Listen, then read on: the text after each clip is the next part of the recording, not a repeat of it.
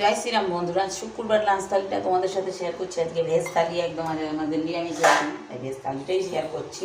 হচ্ছে গরম গরম এক বাটি ভাত, আর নিয়ে নিচ্ছি লেবু, পাতি লেবু।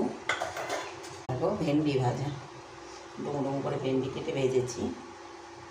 আর এই গরম বাজার থেকে উচ্ছে নিয়ে এসেছিলাম, সেই উচ্ছে আলু ভাজা করেছি। আমার মেয়ে আবার শুধু উচ্ছের থেকে উচ্ছে আলু ভাজাটাই বেশি পছন্দ করে। এটা কালো জিরে আর লঙ্কা ফোড়ন দিয়ে ভেজেছি। পোস্ত বেগুন, আর এই পোস্ত বেগুনটাই করেছি। দেখো বেগুনটা ভেজে নিয়েছি কালো জিরে ফোড়ন দিয়ে, আর পোস্ত আর টমেটো আর লঙ্কার পেস্ট করে দিয়েছি।